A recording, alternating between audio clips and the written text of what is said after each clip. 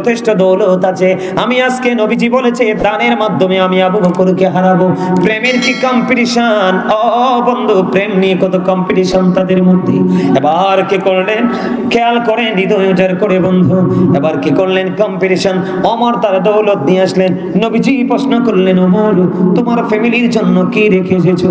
ওমর একটা ডাক দিয়ে বললেন, ইয়া রাসূলুল্লাহ, আমি আমার ফ্যামিলির জন্য অর্ধেক রেখে এসেছি, আপনার জন্য আমি অর্ধেক নিয়ে এসেছি। ইয়া রাসূলুল্লাহ, ইয়া হাবিবাল্লাহ, নবী গো। এবার বন্ধু আবু বকরের পালা। কার পালা? আবু বকরের পালা। আবু বকর যখন কাছে আসলো, নবীজি প্রশ্ন করলেন, রে আবু বকর, আবু বকর তুমি তোমার ফ্যামিলির জন্য কি রেখে এসেছো? ইয়া রাসূলুল্লাহ, আমার যা ছিল সব আমি আপনার জন্য নিয়ে এসেছি, ফ্যামিলির জন্য কি রেখে এসেছো? আবু বকর একটা ডাক দিয়ে বললেন, ইয়া রাসূলুল্লাহ, আমি আমার ফ্যামিলির জন্য আল্লাহ এবং আল্লাহর হাবিবকে রেখে এসেছি। সুবহানাল্লাহ। কি বুঝলেন? এখানে প্রেম না হিংসা? প্রেম। আবু বকর আবু ওমর তো কি হয়ে গেল? আবারও হেরে গেল। আর বুঝি জীবনে আবু বকরকে হারাতে পারবো না। হযরত ওমরের জীবনে এত আমল ছিল, গণলে আকাশের তারার চেয়ে বেশি হবে। ওমরের সবগুলো আমল যদি এক পাল্লায় তোলা হয়, আর হযরত আবু বকরের কিছু সময়ের প্রেম যদি এক পাল্লায় তোলা হয়, আবু বকরের প্রেমের পাল্লা ভারী হবে। সুবহানাল্লাহ। বুঝতে পারছেন? প্রেম করেন। বলে হুজুর আমরা কেমন প্রেম করব? নবীর অর্ডার মানবেন। কে মানবেন? যেমন আপনার প্রেমের মধ্যে একটা এক্সাম্পল দেই, দিব? জুমার দিনে কেউ যদি মদিনাওয়ালাকে ভালোবেসে মাত্র 80 বার যদি দরুদ পড়তে পারো, তোমার 80 বছরের সগীরা গুনাহ আল্লাহ মাফ করে দিবে। সুবহানাল্লাহ। দাইলামি শরীফের মধ্যে হাদিস কানা হাদিসের রাবি হলেন হযরত আনাস রাদিয়াল্লাহু তাআলা। আমার আপনার প্রাণের নবী তিনি বন্ধু জানিয়ে দিয়েছে, ও সুলাখালীর মানুষ হৃদয় খুলে শোনো রে, নবীজি বলেছে কেউ যদি প্রতিদিন মদিনাওয়ালাকে ভালোবাসিয়া প্রতিদিন যদি মাত্র 1000 বার যদি দরুদ পড়তে পারো, আমার নবীজি বলেছে জান্নাত না দেখা পর্যন্ত তোমার মরণ হবে না। এটা হলো নবীর প্রেম। তুমি যদি নবীকে ভালোবাসতে চাও, তুমি জুম্মার দিনে চলে যাও বন্ধু। আমার রাসূল বলেছেন অন্য সব দিনের চাইতে উত্তম রূপে গোসল করো, সবচেয়ে সুন্দর লম্বা পাঞ্জাবিটা পরো, পাঞ্জাবি পরে আতর লাগাও, আতর লাগাইয়া গাড়ি দিয়ে অটো দিয়ে রিকশা দিয়ে যাও না, হেঁটে হেঁটে হেঁটে হেঁটে তুমি মসজিদের দিকে যাও। প্রত্যেকটা কদমে কদমে গুনাহ ঝরে পড়বে। সবার আগে তুমি মসজিদে চলে যাও, যাওয়ার পরে তুমি সামনের কাতারে বসো। আমার নবীজি বলছেন সামনের কাতারে বসার কারণে তোমার আমল নামায় একটা ওড সদকার সওয়াব ঢুকাইয়া দিবে। সুবহানাল্লাহ। আর তুমি সামনের কাতারে বসলে সবার আগে গিয়ে সুন্নাত নফলগুলো দুরুদ সালাম নবীজির কদম কদম মোবারকে পৌঁছে দিলা। সব মানুষগুলো কমার্শিয়াল ভাবে গেল, সবার পরে সালাম ফিরাইতে দেরি মনে হয় যুদ্ধ লাগছে গেইটে। দোয়াও তো নাই, মোনাজাত নাই, ঠিক কিনা বলে? তুমি সবার পরে বের হয়ে যাও। আমার রাসূল জানিয়ে দিয়েছেন তুমি গেলা সবার আগে, সবার পরে বের হলা। বের হয়ে যখন তুমি তোমার বাড়ির দিকে রওনা হবে, প্রত্যেকটা কদমের বিনিময়ে বিনিময়ে তোমার আমল নামায় 1 বছরের নফল ইবাদতের সওয়াব দেয়া হবে। মসজিদ থেকে যদি তোমার 20 কদম লাগে 20 বছরের নফল ইবাদতের সওয়াব, 50 কদম লাগবে 50 বছরের নফল ইবাদতের সওয়াব, যদি 100 কদম লাগে 100 বছরের নফল ইবাদতের সওয়াব। এরকম ভাবে তুমি সুন্নাত নফল বেশি বেশি করো, ফরজ ওয়াজিব যত আমল নবীর দেখানো টেকনিক অনুযায়ী করো, তাহলেই তুমি হবে সুন্নি। সুবহানাল্লাহ। কথা কয় না? মজা না? আর একটা মজা শিখাই দেই। ধর পাগল মানুষ এখানে নেই, এটা তো আমরা বাস দিতে হইছে, আইকলা বাস। ওয়াজ কি শুনবেন আরো? কার কার কাছে মজা লাগে? সবার কাছে? মাশাআল্লাহ, থ্যাংক ইউ ভেরি মাচ, আলহামদুলিল্লাহ। এদিক তাকান। মাগরিবের নামাজের পরে একটা নামাজ আছে, সালাতুল আওয়াবিন নামাজ, আছে না নাই? আপনার আমার প্রাণের রাসূল তিনি বলে দিলেন, এদিকে তাকান। ওমা ওমা ওমা, এই খাতা কলমের দিকে গেলে লুকান মিয়া লুকান, আপনার খাতা কলম আমার ডিস্টার্ব করে। এই ঠিক আছে। মজাটা দেখেন, সালাতুল আওবিন আসেনি মাগরিবের পরে 6 রাকাত। কয় রাকাত? কত রাকাত? 6 রাকাত। 2 রাকাত করে করে ওই যে আপনি নবীকে ভালোবাসতে চান, ভালোবাসা শিখাই, একটু শিখার দরকার আছে না? ইনশাআল্লাহ। আপনারা এগুলো জানেন, আবার মনে করাই দেই, তাহলে আর জীবনের স্মৃতি থেকে হারিয়ে যাবে না। নবীজি বলেছেন তোমার যদি প্রয়োজন হয় বলতে পারবা, অপ্রয়োজনীয় কোনো কথা বলিও না। অপ্রয়োজনীয় তুমি কোনো কথা বলিও না। কথা না বলে শুধু তুমি চলে যাবে কোথায়? ওই সালাতুল আওবিন নামাজ পড়ার জন্য নবীজি বলেছে, বন্ধু একাধিকবার পড়েছি হাদিস, প্রাণের নবী বলেছে তুমি কোনো কথা বললে না, কোন ধরনের বিচলিত হলে না, মাগরিবের নামাজ শেষ করে তুমি সোজা চলে গেলে। ও বন্ধু, নবীজির দেখানো টেকনিক অনুযায়ী মাত্র 6 রাকাত নামাজ যদি একদিন নবীজির দেখানো পন্থা অনুযায়ী যদি তুমি পড়তে পারো, আমার নবীজি বলছে একদিনের আওবিন পড়ার কারণে তোমার আমলনামায় 12 বছরের নফল ইবাদতের সওয়াব দেওয়া হবে। সুবহানাল্লাহ। নবীকে ভালোবাসো, মধ্যবর্তী রাতের নামাজ পড়ো, তাহাজ্জুদ। কাল হাসরের ময়দানে সকল মানুষ বন্ধু একত্রিত হবে, সবার অবস্থা খুব খারাপ হয়ে যাবে। এর মধ্যে গায়েব থেকে আওয়াজ আসবে, একজন আহ্বানকারী আহ্বান করতে থাকবে, কে রে রাতের মধ্যবর্তী রাতের নামাজ পড়েছো? কিছু লোক দাঁড়াবে, তার মানে তাহাজ্জুদ। ও বন্ধু, অল্প কিছু লোক দাঁড়াবে, ওই মানুষগুলো দাঁড়াইতে দেরি, সঙ্গে সঙ্গে অর্ডার দিবে তোমরা জান্নাতে চলে যাও। তারা বিনা হিসাবে চলে যাবে জান্নাতে, আর বাকিগুলো হিসাবের জন্য প্রস্তুত হবে। জনৈক ব্যক্তি এসে প্রশ্ন করলেন, ইয়া রাসূলুল্লাহ, কিয়ামত কখন হবে গো নবী? আমার নবী বললেন, কিয়ামতের জন্য কি প্রস্তুতি নিয়েছো? ইয়া রাসূলুল্লাহ, কোনো প্রস্তুতি নিতে পারিনি, তবে আল্লাহ এবং আল্লাহর হাবিবকে ভালোবাসি। আমার রাসূল একটা সেকেন্ড দেরি করলেন না, জানিয়ে দিলেন তুমি যাকে ভালোবাসো তার সাথেই তুমি থাকবা। সুবহানাল্লাহ। নো টেনশন, ডু ফুর্তি। কথা কয় না? আর কোন টেনশন আছে নি? আরে জোরে কোন না। হোক সে চানাচুরওয়ালা, হোক সে রিকশাওয়ালা, হোক সে ভ্যানওয়ালা, হোক সে জুতায় সেলাই করনেওয়ালা, যদি আমার মদিনাওয়ালা তার সিনায় থাকে রে, ও বন্ধু, তার ঠিকানা হবে জান্নাত সবার আগে।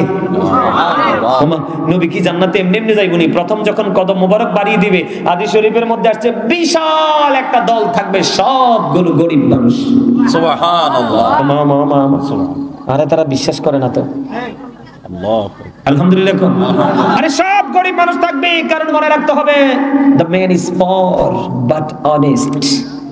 লোকটা গরিব কিন্তু সৎ, কারণ honesty is the best policy, সততাই সর্বোত্তম পন্থা। আরেকটা মানুষ হলো the man is rich but characterless। লোকটা ধনী কিন্তু চরিত্রহীন, লম্পট। কোনটা নেবেন? গরিব। গরিব। Thank you, absolutely right answer. আলহামদুলিল্লাহ বলেন। আরে আরো জোরে। গরিব মানুষ আগে যাবে জান্নাতে। ও বন্ধু, পৃথিবীতে যত নবী রাসূল এসেছে, পৃথিবীতে যত নবী রাসূল এসেছে, সকল নবী রাসূলের প্রতি সর্বপ্রথম ঈমান, বিশ্বাস এবং ভালোবাসা সব উজাড় করে দিয়েছে গরিবরা। কারা? বিশ্বাস করেছে কারা? দুনিয়াতে যত ডিস্টার্ব করে, এখনো যারা ডিস্টার্ব করে ধনীরা। ওমা কথা কয় না? আরে যারা বলেন, বুঝেন নাই? আরে যারা বলেন, আমাদের পূর্বসূরি আইম্মায়ে কেরামরা বলে গেছেন, নামটা আমি বলবো না বন্ধু, তিনারা বলে গেছেন, তোমরা ধনী লোকের সন্তানের সাথে তোমরা ওঠা বসা করো না, তারাই হলো জাতির জন্য ফিতনা, সমাজের জন্য ফিতনা। যত অপকর্ম করে সমাজের ক্যারেক্টারলেস রিচ মেনরা। আমার ওয়াজুল্লাহ মাথা খারাপ হয়ে যাবে। আর গরিব লোক, বড় লোকের লাড়ি তৈরি করবো, ওটা কত দড়ি আনছে, কিন্তু আর কথা তো হেসা। আরে এক কানা কন্যা ঠিক না? ঠিক। আরে ব্যাকগুন মিলে কোন? আরে আরো জোরে। তাহলে ইয়েই গেছে তো, দুর্বলই হচ্ছে। আলহামদুলিল্লাহ। কিছু কিছু লোক আমার দিকে এমন ভাবে চাইয়ে রয়েছে, মনে আমার চোখ দুটো খুললে এবার লাগবে। কথা কয় না কিন্তু, এত তেরা কথা কই, এরপর হাসে না, কই যাইতাম কোন? আলহামদুলিল্লাহ বলেন। হুজুররা মাঝে মাঝে একটু রস লাগাইয়া কথা বলতে হয়, নাহলে শ্রোতা দুর্বল হয়ে পড়ে। কথা কয় না কেন? আরে জোরে। আমার আলোচনা বন্ধু শেষ হয় নাই। আকরি নামক একটা গাধা, আমাদের জীবনে গাধার কোনো ভূমিকা নাই। হাকির নামক একটা গাদা প্রাণের নবী যখন চলে গেল, ওই গাদা নবীর বিরহ সহ্য করতে পারে না। 3 দিন 3 রাত্র মতান্তরে 4 দিন 4 রাত্র পার হয়ে গেল। ওই গাদা কোনো খাবার খায় না, পানি খায় না, শুধু কান্দে, কোথায় গেল রে প্রাণের নবীজি? আর কি জীবনে এই চর্ম চক্ষু দ্বারা প্রাণের নবীকে দেখতে পাবো না? হাকির নামক গাদা 3 দিন 3 রাত্র মতান্তরে 4 দিন 4 রাত্র পার হয়ে গেল বন্ধু, কোনো খাবার পানি খায় না। সর্বশেষে কোনো খাবার পানি না খেয়ে 3 দিন মতান্তরে 4 দিন পরে গভীর সমুদ্রে ঝাঁপ দিয়ে নিজের জীবন দিয়ে দেয়। এটার নাম প্রেম। এটার নাম কি? এটার নাম কি? আরে ভাই, আপনি তো আপনার নিজের জীবনটাকে সুন্দর করার জন্য নবীকে ফলো করতে পারেন, এটাও তো করেন না। আমার আলোচনা শেষ, প্রেমের ওয়াজ শেষ। এবার আসেন, আমি যেটা একটা কথা দিয়েছি আপনাদেরকে একটু ওয়াজ শোনাবো। আমাদেরকে দেখেন, আপনারা সুস্থ থাকতে চান না অসুস্থ? আমাদের এই যুগের মানুষ বেশি সুস্থ না অসুস্থ? অসুস্থ। তার কারণ কি জানেন? আমার আল্লাহ রাস্তা দেখাইছে একটা, আমরা হাঁটি আরেকটা দিয়া। নবীজি রাস্তা দেখায় একটা, আমরা হাঁটি আরেকটা দিয়ে। কথা কয় না কেন? আমার নবীজি বলেছেন আল্লাহর মনোনীত ধর্ম হলো ইসলাম। কথা কর, Islam is not only a religion but also complete code of life. পরিপূর্ণ এবং পূর্ণাঙ্গ জীবন ব্যবস্থা আছে ইসলামে। আর ইসলামের নির্যাস হলো আপনার আমার প্রাণের রাসূল। জোরে কোন আল্লাহ রাসূল বলেছেন তোমরা বেশি বেশি করে খেজুর খাও। সুস্থ থাকার জন্য আমি বলছি, আমি স্টেপ বাই স্টেপ ধারাবাহিকভাবে, এটা আপনারা একবারে ফাইনালি ব্রেইনে সেটআপ দিয়ে দিবেন। রাসূল বলেছে সুস্থ থাকতে হলে তোমরা কি খাও? বেশি বেশি খেজুর খাও, কালিজিরা খাও, জৈতুনের তেল খাও বা ইউজ করো, মালিশ করো, জমজমের পানি খাও, মধু খাও, কি এগুলা খাও বেশি বেশি করে। এখন আপনি মনে মনে ভাববেন, বলো হুজুর জৈতুনের তেল তো স্বপ্ন, জমজমের পানি, আমি যখন 2021-এ গিয়েছিলাম জমজমের পানি আমার মধ্যে সংশয় সন্দেহ ছিল। বোতল ভর্তি পানি, কারণ সিটার বাটপারে শুধু বাংলাদেশ নয় মদিনার উপকণ্ঠ পর্যন্ত ভরে গেছে।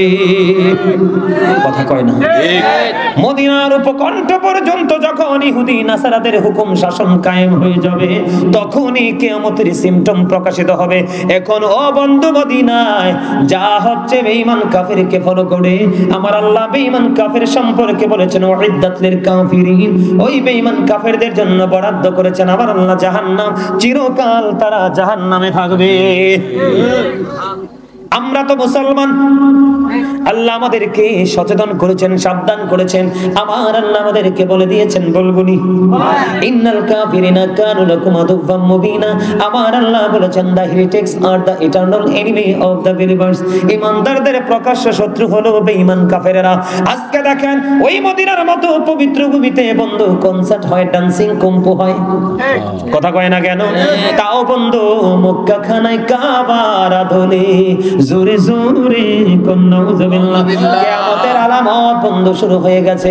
ওই মরুতে বৃষ্টি শুরু হয়ে গেল, পানির ফোয়ারা নামতে শুরু করলো, সবুজ শ্যামল বৃক্ষ জন্মাতে শুরু করলো। এটাই হলো কিয়ামত। ফুরাত নদীর পানি বন্ধ শুকানো শুরু করলো, স্বর্ণের পাহাড় বন্ধ প্রকাশিত হতে লাগলো। এটার জন্য যে যাবে খুন হবে, মারা যাবে, এটা কিয়ামতের আলামত। এই জন্য বললাম আমি আসার সময় বন্ধু জমজমের পানি আনতে পারি নাই, তার মানে জমজমের পানিও বাঙালিদের জন্য স্বপ্ন, জৈতুনের তেলও স্বপ্ন। যদিও খেজুর আমাদের হাতের নাগালে, ও বন্ধু আমাদের দেশের মানুষকে নষ্ট চরিত্রের ধনীরা গরিব বানায়া রাখছে। তোমার কথা কয় না কেন? আমার কথা পারে একমত হতে পারেন না? যদি একমত হতে না পারেন বাড়ি গিয়ে অবজারভেশন করবেন আমি কিভাবে আলোচনাটা শুরু করেছিলাম, শেষটা কোথায় গিয়ে করেছি, একটু ধ্যান করবেন, অটো চলে আসবে বন্ধু। আপনি যখন গরিব, আপনি যখন কারো কাছে টাকা হাওলাত চাইবেন, ধনী আপনাকে দিবে না, সুদে দিবে। কথা কয় না কেন? আরো জোরে বলেন। আজকে বন্ধু ওই যে ফরিদপুরের দিকে আসার আগে একটা খবর দেখলাম ইন্টারন্যাশনাল বন্ধু মিডিয়ার মধ্যে, ফরিদপুরে একটা ছেলে ইতালি যাবে, 12 লাখ টাকা নিল বন্ধু, বাচ্চাটাকে লিবিয়ে নিয়ে আট করিয়ে দিল। আট করিয়ে বন্ধু ওই আদম ব্যবসায়িকরা, ওই জঘন্য জালেমরা, অত্যাচারীরা, ও বন্ধু তাদের জন্য আমার আল্লাহ ওয়াজ করেছে আমার ইসলামিন মিন আনসার। জালেমদের জন্য আমার আল্লাহ কোনো সাহায্যকারী রাখে নাই। জালেমরা লা ইয়ামুতু, মরতে পারবে না, ফিহা ওয়ালা ইয়াহইয়া, বাঁচতেও পারবে না। ওমা হুম আনহা বিগাইবিন, পালাতেও পারবে না, অদৃশ্য হতে পারবে না, দৌড় দিতে পারবে না। আমার আল্লাহ বলেছেন ইন্না বাতশা রাব্বিকা লাশাদীদ, বন্ধুরে আমার আল্লাহর ধরা খুব শক্ত ধরা। আল্লাহ বলেছেন people will not die that day, সেদিন মানুষ মরতে পারবে না। আল্লাহ বলেছেন people will not be able to live that day, সেদিন মানুষগুলো বাঁচতেও পারবে না। আল্লাহ বলেছেন people will not be able to escape that day, সেদিন মানুষ সেখান থেকে পালাতে পারবে না। আল্লাহ বলেছেন the seizing of Allah is difficult, আল্লাহর ধরা বড় শক্ত ধরা, আল্লাহর পাকড়াও বড় শক্ত। আল্লাহ বলেছেন ইন্নাল্লাহা সারিউল হিসাব, Allah is quick to take account. যাবেনটা কোথায়? কেন বললাম বন্ধু, ওই ছেলেটাকে লিবিয়া নিয়ে আটক করিয়ে দিল, এবার বলল তোমাকে আমি মেরে ফেলবো। ও বন্ধু, এবার ওই আদম ব্যাপারী কি করলেন? সন্তানকে বাঁচানোর জন্য বাবা পাগল হয়ে গেল, একমাত্র তার সম্বল আছে বন্ধু, তার ভিটা মাটি। ওই আদম ব্যবসায়িক বলেছে দলিল দাও তোমার ভিটার, তাহলে আমি তোমাকে কি করব, বাচ্চাকে ছেড়ে দেব। দলিল নেওয়ার পরে বন্ধু বাচ্চাটাকে ছাড়লো না। আজকে আসার পরে বন্ধু টিভিতে নিউজটা দেখলাম, কলিজাটা ছিঁড়ে গেল। এই কি কোনো মুসলমানের চরিত্র হতে পারে রে? একটা মানুষের জীবন চালাতে কতটুকু টাকা লাগে? আপনি কয় টাকা খেতে পারবেন দৈনিক? একটু হালাল চিন্তা করে দেখেন, বরকতের কমতি হবে না, বরকতের কমতি হবে না, আপনি খাইয়াও শেষ করতে পারবে না। এই জন্য বললাম এইরকম ক্যারেক্টারলেস রিচ ম্যানদের কারণে ফরমার গরিব মানুষ যারা, তারা সমাজে আরো গরিব হচ্ছে। এই জন্য খেজুরটা যদি আমরা খাইতে মন চায়, চোখের সামনে কিনে খেতে পারি না, সিন্ডিকেট। কথা বলে না কেন? এখন আপনি আমাকে বলেন যে হুজুর আপনি জৈতুনের তেল খাইতে বললেন, এটাও তো পারবো না। হুজুর গো, খেজুরও তো খেতে পারবো না, আমরা তো গরিব মানুষ। ও হুজুর, আমি জমজমের পানিও খেতে পারবো না, মধুটাও খাইতে পারবেন না, কারণ মধুটাও কৃত্রিম, কৃত্রিম মধুতে কোনো শেফা নেই। আমি আপনাদেরকে বলবো বাজারে কোনো, এই যে বাজারজাত করা হয় এই মধু দিয়ে আপনি কোনো শেফা পাবেন না। বলে হুজুর কোন মধুতে শেফা রয়েছে? আপনারা দেখবেন মৌমাছি যখন স্থান ত্যাগ করে গুনগুন গান শোনেন কিনা? আসলে কিন্তু মৌমাছির জবানিটা গুনগুন গান নয়, ওইটা হলো আমার নবীর প্রেমের দরুদ। ও বন্ধু, নবীর প্রেমের দরুদ পড়তে পড়তে তারা সম্মিলিতভাবে সারিবদ্ধভাবে তারা ফুলে যায়, ফুল থেকে মধু নিয়ে আসে, আবার যখন আসে গুনগুন করে আসে। এইটা নবীর প্রেমের দরুদ। এই কারণে বন্ধু ওই মৌচাকের মধুতে শেফা রয়েছে। আল্লাহর হাবিব বলেছেন বন্ধু, মাসে যদি আপনি কয়দিন? 3 দিন। কয়দিন? মাসে যদি সকালবেলা 3 দিন 2-3 ফোঁটা অথবা কয়েক ফোঁটা মধু যদি খেতে পারেন খালি পেটে, তাহলে আপনার বডিতে কখনোই কোনো বড় রোগ বাসা বাঁধবে না। জুড়ে জুড়ে কোন সুবহানাল্লাহ। এখন আপনি এইগুলো খাইতে পারবেন না, কি করতে পারবেন না? এইগুলো আপনি খাইতে পারবেন না। আপনার সামনে যা আছে আপনি তা তো খেতে পারবেন। যেমন আপনার সামনে দুধ আছে, গোশত আছে। হাদিস শরীফের মধ্যে এসেছে, আমার দিকে তাকান, আল্লাহর হাবিব সরকারে মদিনা তিনি বলে দিয়েছেন তোমরা গরুর গোশত, পশুর গোশত খাও কম, কারণ এটার মধ্যে ইনজেকশন দেন, ট্যাবলেট দেন, সব গোশতের মধ্যে বাসা বাঁধে। কথা কয় না কেন? আমার বানানো কিতাব থেকে প্রমাণিত, বাঁচানোর জন্য আমি আপনাদেরকে বলছি বন্ধু, নবীজি বলেছেন তোমরা গোশত খাও কম, কারণ গোশতের মধ্যে সবকিছু অ্যাডজাস্ট হয়ে আছে। দুধ তোমরা বেশি বেশি করে খাও, কারণ দুধ ওই সবুজ শ্যামল ঘাস থেকে জন্ম হয়। জোরে জোরে কন্যা সুবহানাল্লাহ। আপনারা এই ওয়াজটা আরো শুনবেননি? শুনতে ভালো লাগেনি? তাহলে আজকে থেকে কি করবেন? গোশত খাবেন কম, ও বন্ধু দুধ খাবেন বেশি বেশি। তবে যাদের লিভারটা দুর্বল, বেশি দুধ খাওয়া যাবে না। বলে হুজুর দুধ ছাড়া তো আমার শরীরে এনার্জি আসে না। দুধটা খাবেন একেবারে পাতলা করে, পানি মিক্সচার। গাঢ় দুধ খাবেন না, এটা বডির জন্য অনেকটা এফেক্টেড। কথা বলে না কেন? অনেকটা ক্ষতি করবে। আমার রাসূল বলে দিয়েছেন বন্ধু। এবার আসেন, এই বর্তমানে যে দেশের নাম পারস্য, একটা সময় সেই এই দেশ, এখন বর্তমানে যে দেশের নাম ইরান, ওই দেশের নাম একটা সময় ছিল পারস্য। কি ছিল? বোঝেন বোঝেন ওয়াজ বোঝেন, কি ছিল? পারস্য। পারস্যের বাচ্চা যখন শুনতে পাইলেন আরব দেশে মানুষগুলো অসুস্থ হয় না, তাদের কোনো রোগ বিমার নাই, তাদের কোনো ডাক্তার লাগে না, সুস্থতার হার অন্য দেশের তুলনায় অনেক বেশি, তখন পারস্য থেকে একজন চিকিৎসক চলে আসতেন আমার নবীজির দেশে। 2 বছর পর্যন্ত এই দেশে বিচরণ করলেন। ঘোরার পরে তিনি, ও বন্ধু, ঘোরার পরে তিনি 2 বছর ঘোরার পরে একটা রোগীও তিনি পায় না চিকিৎসা করবে। এবার কি করলেন? সর্বশেষে প্রাণের নবীজির কাছে চলে গেলেন। ওগো প্রাণের নবী, আপনার দেশের মানুষগুলো কেন অসুস্থ হয় না? আমি দুই বছর আপনার দেশে বিচরণ করেছি, একটা লোক আমি ট্রিটমেন্ট করার জন্য পাইনি।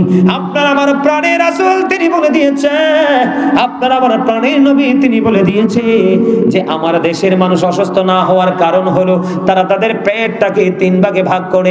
একটা ভাগ তারা খাবার দিয়ে পোড়ায়, আর একটা ভাগ তারা পানি দিয়ে পোড়ায়, আর একটা ভাগ তারা খালি পুরো খালি রাখে। তার মানে হলো তারা অতিরিক্ত খিদা না লাগলে তারা খাইতে বসে না, পেটটা ভরার আগেই তারা খাবার ছেড়ে দেয়। সুবহানাল্লাহ। বুঝতে পারছেন নি? রাতে ঘুমানোর সময় 3 আঙ্গুলের 1 চিমটি দিয়ে কালো জিরা খাবেন। কি করবেন? কি করবেন? কালো জিরা খাবেন। আর খালি পেটে সকালে পিওর মধু খাবেন। গোস্ত খাবেন কম, কি দুধ খাবেন বেশি বেশি করে। কি খাবেন? দুধ খাবেন বেশি বেশি করে। আর এখনকার ভাতেও কিন্তু গজব না, এখনকার ভাতে গজব। তবে হ্যাঁ, আপনার মাঠের চাষ করা, জমির চাষ করা ভাত যদি খান কোনো সমস্যা নাই। এখনকার আমাদের দেশে যে তৈলে রোগ, ভাতে রোগ, শাকসবজি মাছে রোগ, এজন্য আপনারা মুরগির গোস্ত যেটা খান এটাতে রোগ। এজন্য আপনারা গ্রামে গঞ্জের মানুষ যার যার জায়গা আছে একটু নিজেরা তৈরি করে খাওয়ার চেষ্টা করবেন। কথা বুঝতে পারছেন? আর বেশি বেশি অনেক বেশি পানি খাবেন। কি করবেন? আর খাওয়ার পরে সাথে সাথে ঘুমাবেন না বা শুবেন না, একটু এক্সারসাইজ করবেন। কারণ লিভারের কাজ হলো খাবারটাকে চিবিয়ে স্টমাক পর্যন্ত পৌঁছে দেওয়া। এখন আপনি যদি শুয়ে পড়েন তখন লিভারের মধ্যে প্রেসার হবে, আর প্রেসারের কারণে ধীরে ধীরে আপনার লিভারটা কি হয়ে যাবে, লো মোশনে চলে যাবে, এটা উইক হয়ে পড়বে। তখন কিন্তু আপনার বিভিন্ন ব্যাধি আপনার শরীরে বাসা বাঁধবে। নবীজি বলেছেন তোমরা কুস্তি খেলো। কি করো? কুস্তি খেলো। সুস্থতার জন্য কুস্তি খেলা একটা গুরুত্বপূর্ণ ভূমিকা রাখে। ঠিক না? ঠিক আমার কথা কয় না? আরো বিস্তারিত আলোচনা অনলাইনে আছে, শুনে নেবেন। আল্লাহ কবুল করে নিক সকল গুণ। আমিন। এই মাহফিলটা প্রতি বছর হোক, আপনারা সবাই কি চান? সময় তো কমেছে না রে ভাই, কথা বলেন। মাহফিলটা চলক, আপনারা কি চান? আপনার দূর দূরান্ত থেকে আসা মেহমান বিন্দু